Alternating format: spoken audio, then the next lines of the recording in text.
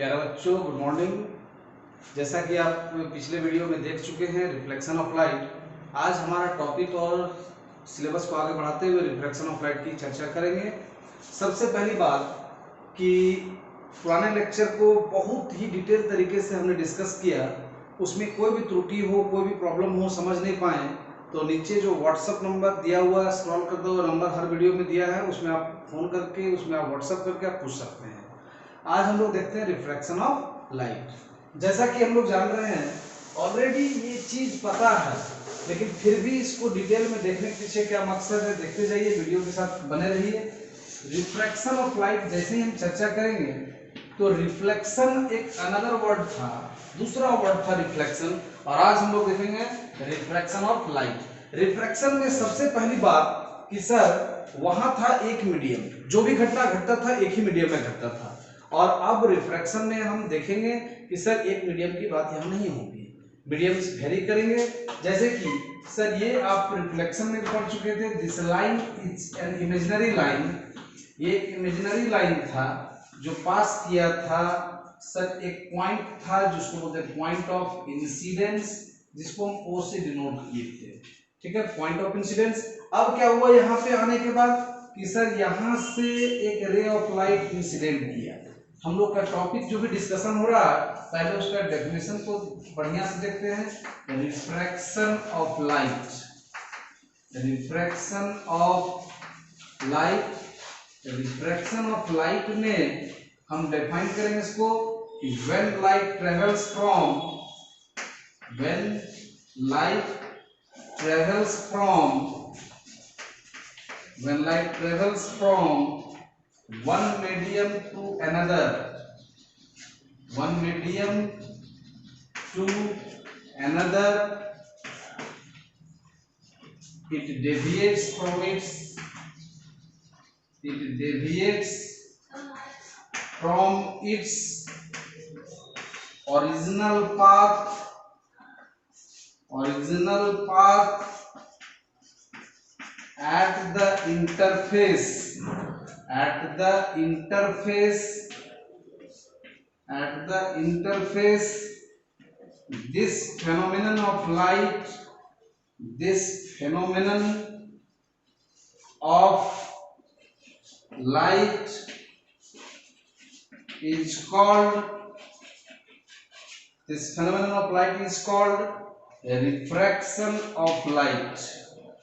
This phenomenon of light is called refraction of light. आसान भाषा में इसे समझने के लिए सर लाइट का एक प्रॉपर्टी पढ़ाए थे पिछले वीडियो में, पिछले लेक्चर में। वो क्या था? Light travels in straight line.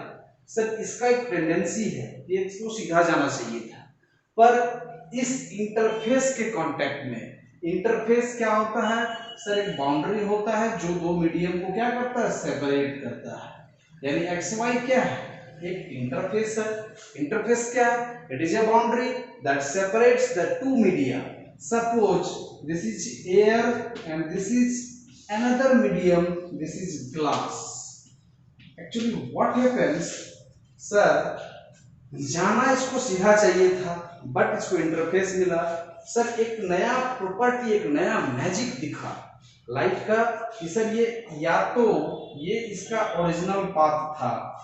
देखो प्यारे बच्चों, ये इसका ओरिजिनल पाथ था।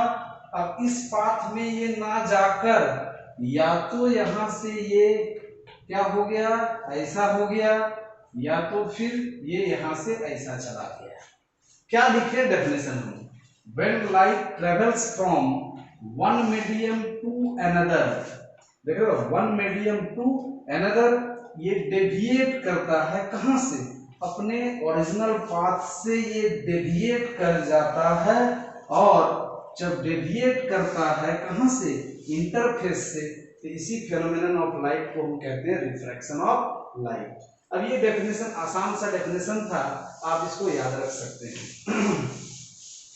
प्यारे बच्चों, अब यहाँ पे देखिएगा इसके बाद कि sir this is O, this is A and this is B. वैसे ही लेवलिंग जब हम रिफ्लेक्शन में पढ़े थे, रिफ्लेक्शन में देखे थे, सिमिलर मैनर में हम देखेंगे कि सर सबसे पहली बात कि सर यहाँ पे जो OA है उस OA को हम कहते हैं incident ray. OA is incident ray. Once again OB जो आपके है यहाँ पे वो क्या है, रिफ्रैक्टेड रे। OB इज द रिफ्रैक्टेड रे। Now sir NN dash, this is N, this is N dash, NN dash क्या है सर, तो नॉर्मल है, NN dash नॉर्मल। O जो है वो है point of incidence, point of incidence. और सर XY जो है वो है interface, XY is interface. Sir यहाँ पर आने के बाद जो इंसिडेंट रे जो नॉर्मल के साथ एंगल बनाता है उसे angle of reflex, angle of incidence कहते हैं। तो एंगल I जो होगा वो हो जाएगा एंगल ऑफ इंसिडेंस। और जो रिफ्रैक्टेड रे नॉर्मल के साथ बनाता है उसे हम एंगल R से डिनोट करते हैं, और ये बन गया angle of refraction, angle of refraction. Sir इतना दूर तक तो ठीक ठाक समझ में आया, बहुत अच्छा ढंग से। अब क्या हुआ, ये सब नोमेनक्लेचर्स था related to refraction of light. Now we will discuss laws of refraction of light. Diagram हमारा कुछ भी हो, अभी हमारा कोई मतलब नहीं है, डायग्राम इसी को लेकर आगे बढ़ सकते हैं। Next heading is laws of refraction, laws of refraction. जैसा कि हम डिस्कस कर चुके हैं, प्लेन की चर्चा पिछले वीडियो में हम कर चुके हैं। आप उसी वीडियो के अनुसार से यहाँ पे भी प्लेन को देख सकते हैं।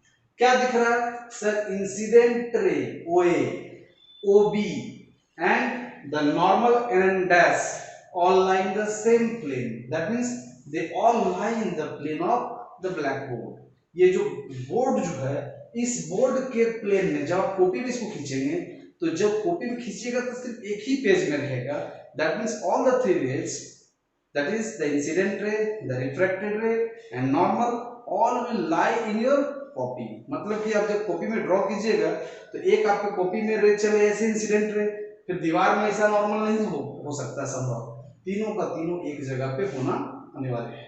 तो फर्स्ट लॉ जो रिफ्रैक्शन हम देखें वो क्या है कि sir the very first law is the incident रे, इंसिडेंट रे, रिफ्रैक्टेड रे, refracted ray and the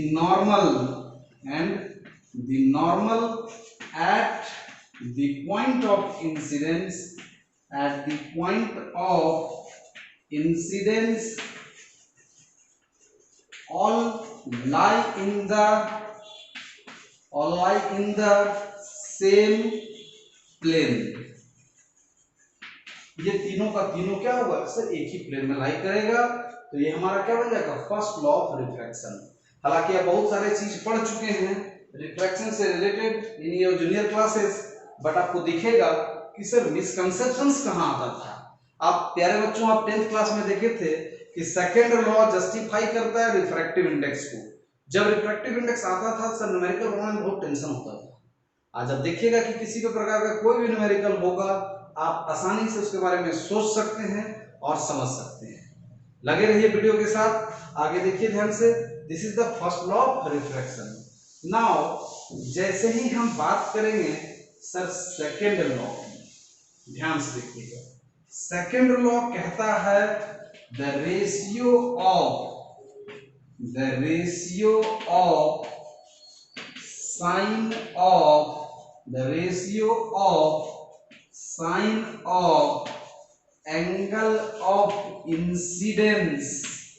angle of incidence to the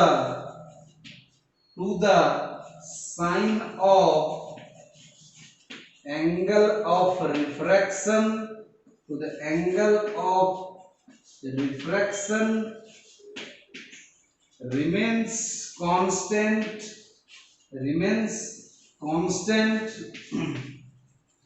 for all rays passing from one medium to another medium। ये बात को ध्यान से देखना। Ratio of sine of angle of incidence, ratio of sine of angle of incidence, यानी sir कहानी क्या है सर, रेशियो निकालना है sine i by sine r, sine i by sine r. देख रहे हो, the ratio of sine of angle of incidence to the angle of refraction remains, देख रहे हो, एक कांस्टेंट का प्रयोग किया गया है, always constant for all rays passing from one medium to another, and this law is called Snell's law। This law is called Snell's law। ये Snell's law के नाम से जाना गया। पर हमारा तो सर एक छोटा सा बात आ गया कि सर ये जो म्यू दिख रहा है वो म्यू हमेशा क्या होगा, कांस्टेंट होगा। बच्चों बोर्ड में जगह कम है इसलिए इधर लिखे हैं। तो ये हमारा कांस्टेंट पाया गया। अब बात उठता है प्यारे बच्चों कि कांस्टेंट आपने इस्तेमाल किया तो सर ये म्यू क्या है, सर ये कांस्टेंट है। अब म्यू की बात होगी, वंस अगेन रिपीट कर दें, laws of refraction very important, ये बहुत अच्छा नियम है।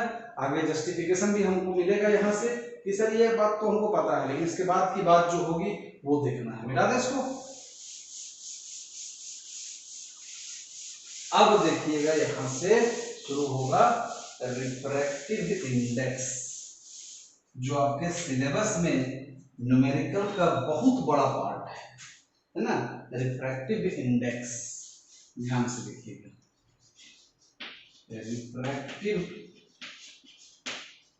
इंडेक्स, इसको हम म्यू से दर्शाएंगे और अब कहेंगे रिफ्रैक्टिव इंडेक्स इसे कहते हैं।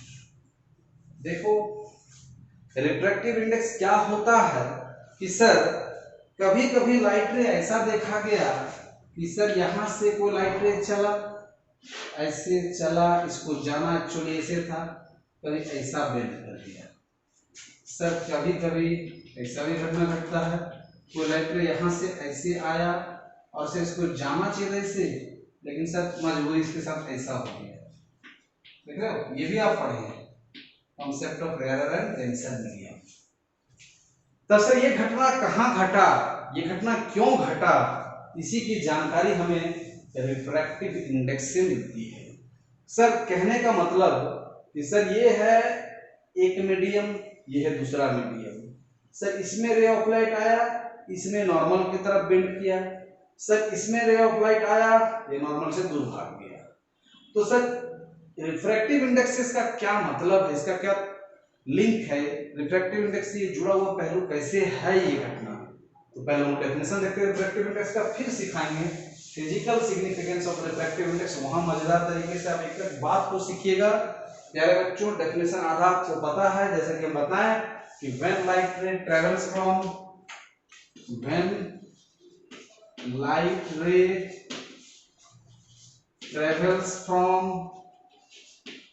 travels from one medium to another, one medium to another,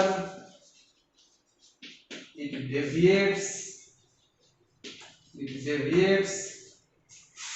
from its original path at the interface, ये तो रिफ्रैक्शन का डेफिनेशन था, पर यहाँ के बाद ही आता है definition the amount of bending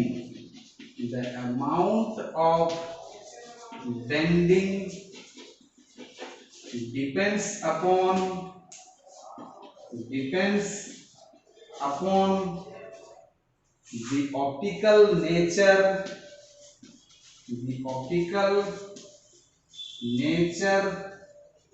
of the medium. The amount of bending depends upon the optical nature of the medium. This optical nature is called refractive index. This optical nature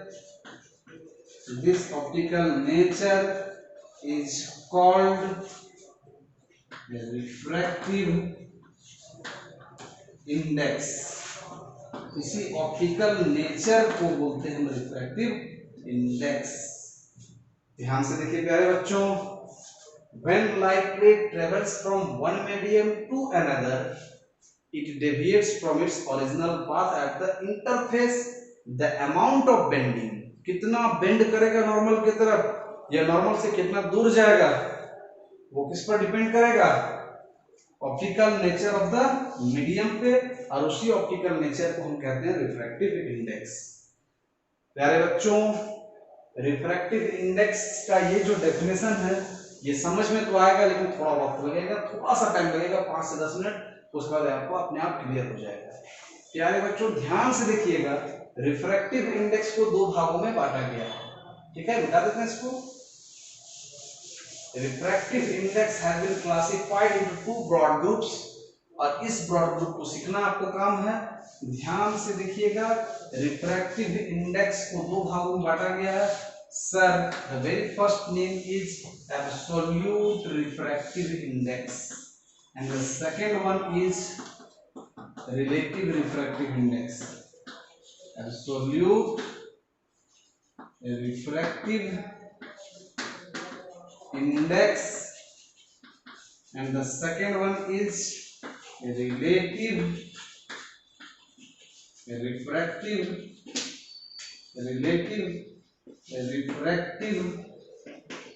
index। अब देखिएगा कि sir ये confusion का मुद्दा रह चुका है। आप क्लास 10th में देखें, बहुत बच्चे जान रहे होंगे। यहाँ पे जैसे ही चर्चा एब्सोल्यूट रिफ्रैक्टिव इंडेक्स का हम करते हैं, तो सबसे पहले जब वर्ड हम एब्सोल्यूट आज से कभी भी लगाएंगे, सर हम पढ़ रहे हैं रिफ्रैक्शन है तभी रिफ्रैक्टिव इंडेक्स है। और जब रिफ्रैक्शन है सर 2 मीडियम होगा, तय है।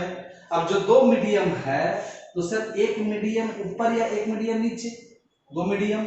सर यहाँ पे भी 2 मीडियम का ही चर्चा होगा। सर जब वर्ड एब्सोल्यूट लग जाएगा तो दोनों में से कोई एक मीडियम जो होगा वो कंपलसरी क्या होगा? एयर होगा। जब हम एब्सोल्यूट लगा देंगे तो एक मीडियम या नीचे या ऊपर एयर होना कंपलसरी है।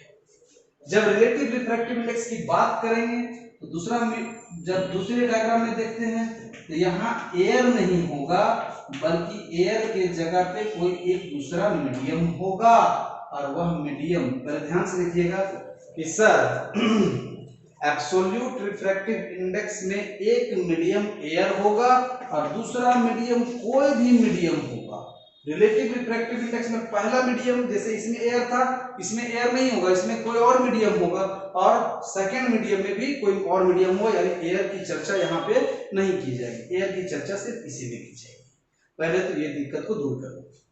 अब बेटे यहाँ सबसे पहली बात और सबसे आराम से सोचने वाली बात है कि सर एब्सोल्यूट रिफ्रैक्टिव इंडेक्स हो या फिर सिंपली इसका फॉर्मूला जो पढ़ चुके हैं उसके बारे में ही। जब हम बात करते हैं μ/1, देख रहे हो, ये बात याद कीजिए, μ/1 की बात अगर हम करते हैं तो हम ये पहले से जान रहे कि सर μ2/μ1 होता है कि नहीं। अब डायग्राम हमारा क्या था? सर डायग्राम हमारा ये था कि यहाँ पे एयर होना कंपल्सरी है, देख रहे हो, यानी first medium will be air and the second medium will be any other medium.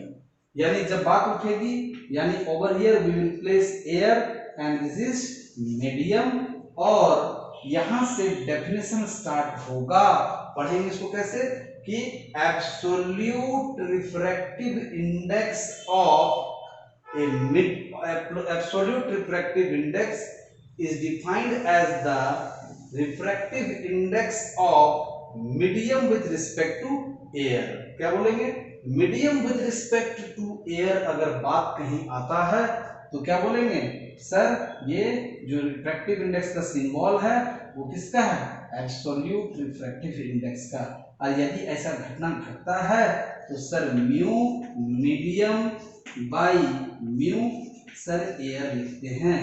Air के लिए सर म्यू का वैल्यू जो होता है 1 होता है और इसीलिए सर यहां से mu M A is equal to simply हम म्यू मीडियम का मान लेते हैं कितना? म्यू इज इक्वल टू, याद रखिएगा सर, सी बाई भी का डाटा होता है।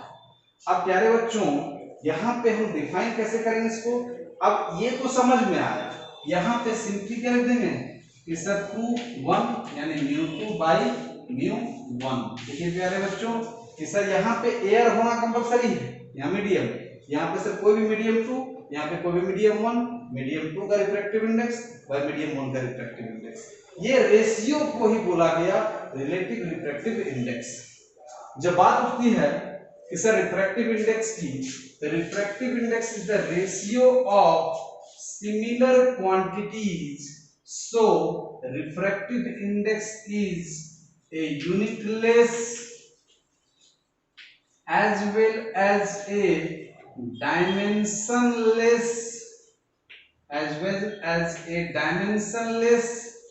quantity। सर रिफ्रैक्टिव इंडेक्स की तो ना कोई यूनिट होगी और ना ही कोई डायमेंशन होगी। आते हैं अब रिफ्रैक्टिव इंडेक्स को थोड़ा डिफाइन कर लेते हैं, ये ज्यादा बेनिफिशियल होगा। अब देखिएगा एब्सोल्यूट रिफ्रैक्टिव इंडेक्स में बताएं कि एब्सोल्यूट रिफ्रैक्टिव इंडेक्स को बोलेंगे refractive index of medium with respect to air is called absolute refractive index. ध्यान से देखिएगा। चलिए अब यहाँ के बाद आप इसमें स्नेल्स लॉ का भी इस्तेमाल कर सकते हैं, यानी सिंपली फिर से मैं रिपीट कर रहा हूँ just for the sake of knowledge कि सर यहाँ मीडियम होना जरूरी है, यहाँ एयर होना जरूरी है, तो यहाँ पे C अपॉन भी बोल सकते हैं। सर यहाँ पे क्या हो जाएगा प्यारे बच्चों, वो देखिएगा ध्यान से कि sir medium 2 with respect to medium 1 is equal to mu 2 upon mu 1। Now we will explain relative refractive index in detail. चलिए मिटाते हैं इसको।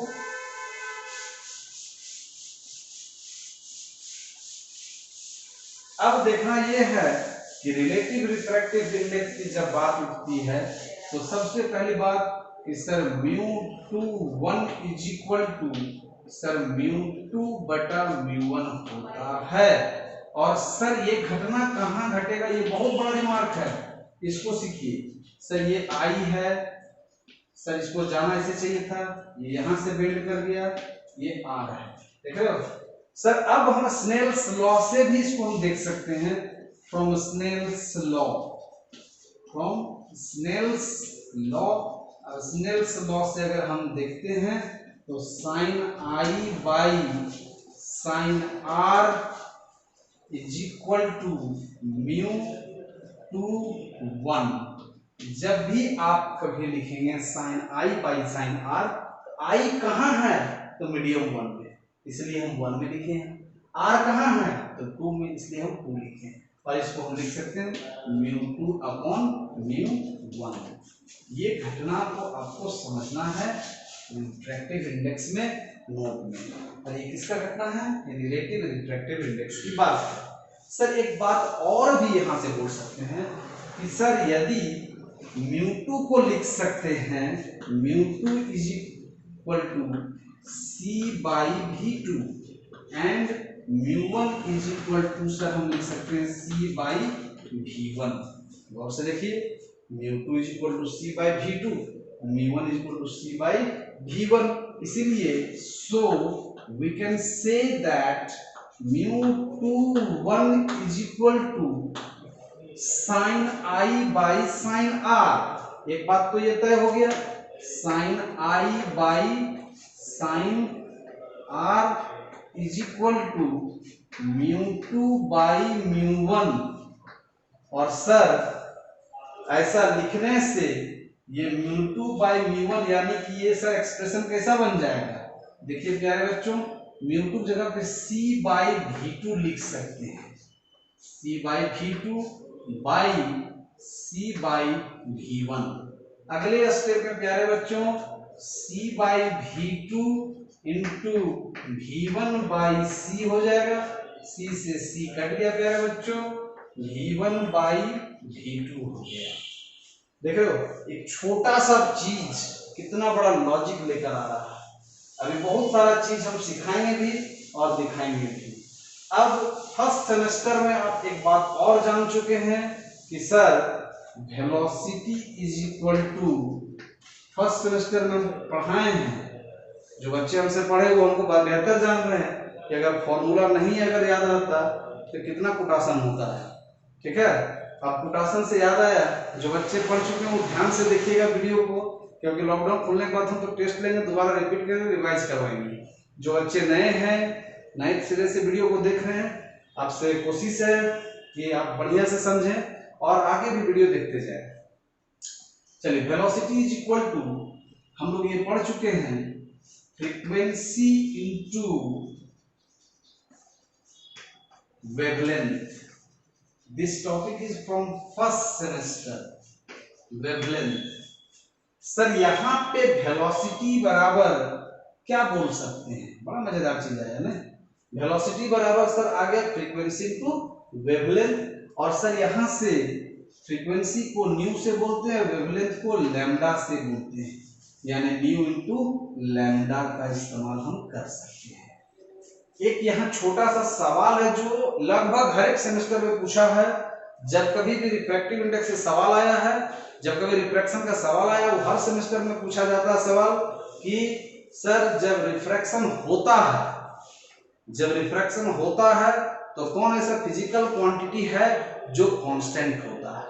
सर वेलोसिटी है, वेवलेंथ है, फ्रीक्वेंसी, तीन ही चीज का चर्चा कर रहे हैं, वेवलेंथ, वेलोसिटी एंड फ्रीक्वेंसी। याद रखिएगा, रिफ्रैक्शन के दौरान, रिफ्रैक्शन के दौरान जो फ्रीक्वेंसी जो है वो क्या होता है सर, कांस्टेंट होता है। फ्रीक्वेंसी क्या होता है, कांस्टेंट होता है।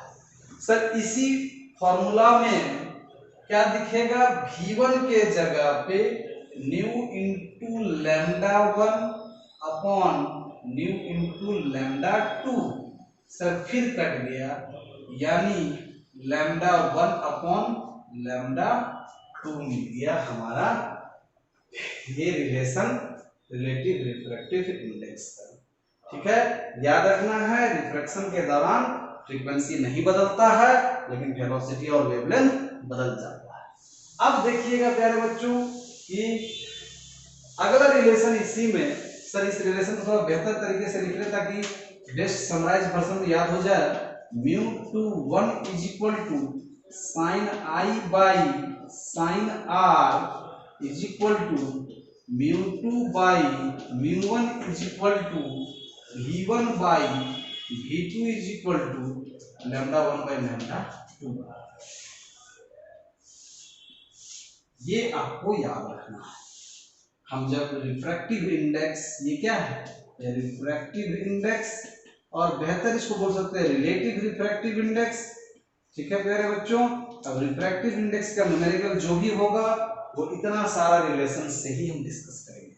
आपके सिलेबस में इतना ही दिया हुआ है और आपको इतना ही जानना भी है इनफैक्ट। ठीक है, अब देखिए ध्यान से कि सर रिफ्रैक्टिव इंडेक्स से इतना लंबा सारा फॉर्मूला लिख तो दिए। अब सर एक छोटी सी बात, मजेदार वाली बात, कि अगर यहाँ एयर रहते हैं, यहाँ को मीडियम रहते हैं और इस दोनों रिलेशन पे जाते हैं, इस पर और इस पर जाते हैं।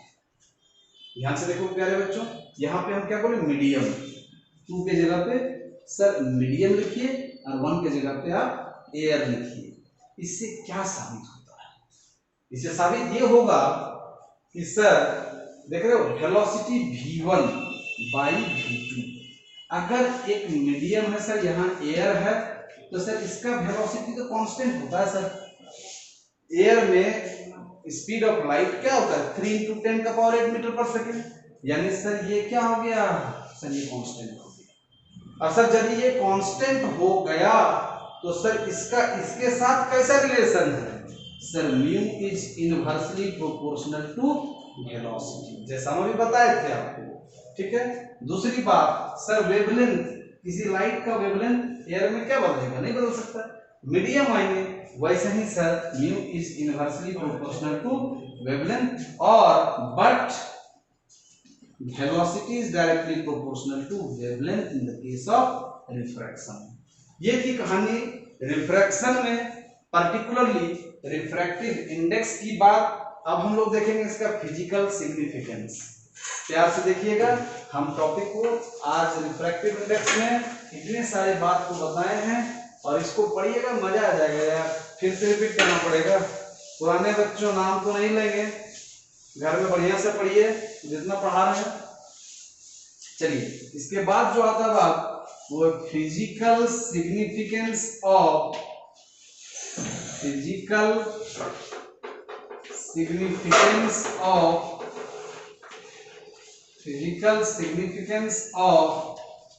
Refractive index. Physical significance of refractive index. एक बात और प्यारे बच्चों कि हमने तो आपको डिटेल में समझाया चीजों को, अब रही बात कुछ जितना हमसे संभव हो पा रहा है ऑनलाइन लेक्चर के दौरान, ऑनलाइन रिकॉर्डिंग के दौरान मैं आपको वीडियो समझा रहा हूं। अगर आपको रिक्वायरमेंट पड़े स्टडी मटेरियल के लिए, आप चाहते हैं असाइनमेंट्स मिले, प्रॉपर न्यूमेरिकल मिले, तो देखते हैं वीडियो जब देखते रहते तो आता लाइक शेयर एंड सब्सक्राइब, वहां पे जो नंबर दौड़ता हुआ आता है ना ट्रेन में, उसमें आप कॉल कीजिए, व्हाट्सएप कीजिए, कंसर्न डिपार्टमेंट के कंसर्न लोग आपसे मिलेंगे और आपको पूरा लेक्चर के पीडीएफ फॉर्मेट में आपको प्रोवाइड होगा। जो बात हम बता रहे हैं सिमिलर वही बात आपको पूरा रिटन फॉर्म में मिलेगा। ठीक है, अब हम लोग देखते हैं physical significance of refractive index. बने रहेंगे, मिलेंगे, बहुत मजा आएगा। सेकंड सेमेस्टर तो लगेगा वही नहीं, सेकंड सेमेस्टर का एग्जाम दे रहे हैं, बशर्ते आप ध्यान से एक एक बात को बनाते रहिए। चलिए physical significance of refractive index की जब हम चर्चा करते हैं तो यहाँ दो वर्ड आएगा सर, जो आप बताए थे शुरू में कि बेटे ऐसा होता है कि ये इंसिडेंट रे है, डायरेक्शन ऐसा है, इसको यहाँ से ऐसे बेंड कर जाता है, यहाँ से ये नॉर्मल है, यहाँ से आया सर सीधा ना एकदम ऐसा बेंड कभी करेंगे ना, तो गौर से देखिए यहाँ पे कि सर ये एंगल आर है, यहाँ एंगल आई है, यहाँ एंगल आई है, यहाँ एंगल आर है। सर इस केस में तो कम रिफ्रैक्शन हुआ, इस केस में ज्यादा रिफ्रैक्शन हुआ। यहाँ पे दो वर्ड आता है, optically denser medium and optically rare medium. बस यही दो बात जानना था, optically rare medium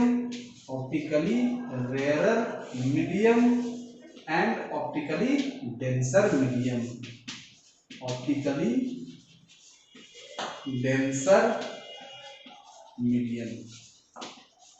optically rarer and optically denser, sir वैसा मीडियम जिसमें रिफ्रैक्टिव इंडेक्स दूसरे मीडियम के कंपैरिजन में क्या हो, कम हो। जिस मीडियम का रिफ्रैक्टिव इंडेक्स दूसरे मीडियम के कंपैरिजन में कम हो उसको हम लोग क्या बोलते हैं, जल्दी बोलिए, ऑप्टिकली रेयरर मीडियम। और in comparison to another medium अगर रिफ्रैक्टिव इंडेक्स ज्यादा हो, यहाँ कम हो क्या चीज, रिफ्रैक्टिव इंडेक्स, और यहाँ ज्यादा हो कौन सी बात, रिफ्रैक्टिव इंडेक्स, तो सर इस मीडियम को बोलेंगे optically denser medium. Sir optically rarer medium में अब घटना क्या घटता है कि सर चूंकि यहाँ एकदम चीजों को ध्यान से देखिएगा कि सर यहाँ μ1 अगर है, अब दो डायग्राम आपके सामने हम तैयार कर रहे हैं कि sir over here this is μ1, यहाँ देखिए this is μ1 and this is μ2। इस डायग्राम में μ1 रेफर करता है ऑप्टिकली रेयरर मीडियम को, this is rarer medium and this is denser medium. अब देखिएगा ध्यान से कि sir rarer medium and denser medium, कहने का मतलब पहला point physical significance of refractive index का पहला पॉइंट कि सर यदि if mu2 greater than mu1, that means light is directed from rarer medium to denser medium। Sir अगला line आप क्या बोलेंगे, यहां से देखिए, यहां से आप यही बोलेंगे कि mu2 upon mu1 is greater than 1। अब ऐसा हो गया तब सर क्या होगा, तब यहां पे sir mu2 1 is equal to आप सिखाए थे, यहां पे अगर i है तो सर यहां 1 होना चाहिए, यानी mu2 by mu1 is equal to sine i upon sine r। और mu2 by mu1 above expression से, यानी mu2 is greater then mu1 अगर होता है तो सर 1 से बड़ा है, यानी ये 1 से बड़ा है, इसका मतलब क्या है, sine i by sine r is greater than 1। और सर यहां से क्या पता चलता है, sine i is greater than sine r, this implies angle of incidence is greater than angle of refraction. क्या हुआ सर, ये बड़ा हो गया, इसको जाना ऐसे चाहिए था सर, अगर ऐसे जाता मतलब ये बड़ा हो जाएगा, प्रूफ क्या करना है, एंगल ऑफ इंसिडेंस बड़ा होगा रिफ्रैक्शन से। तो सर यहाँ पे क्या हो गया प्यारे बच्चों, ऐसा बेंड कर गया, अब जब ऐसा बेंड किया ये एंगल कौन सा हो गया, एंगल R हो गया। अब ये एंगल I है, ये एंगल R है, देख रहे हो, वर्टिकली अपोजिट से जितना ये होना चाहिए उतना ही ये होना चाहिए, तो एंगल I बड़ा हो गया, एंगल R छोटा हो गया। यहाँ से एक बात ये कंफर्मेशन होता है कि when light ray travels from a rarer medium to denser medium, it bends towards the normal। जो आप मजाक मजाक में 10th में पढ़े थे, rules of reflection of light, wow नहीं। सेकेंड नंबर पॉइंट क्या है, इसी में if mu2 is less than mu1, यानी सर अब डायग्राम में जो परिवर्तन हुआ, इससे पहले डायग्राम बनाएंगे, इससे पहले देखिएगा mu2 by mu1 is less than 1। अब लेस देन 1 हो गया, अगला सर्कमस्टेंस आपको पता है, इसको मिटाते हैं।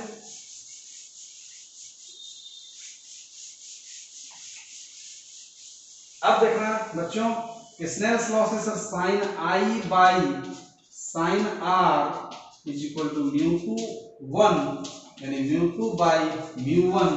सर mu2 बाई mu1 क्या है, तो लेस देन 1 है।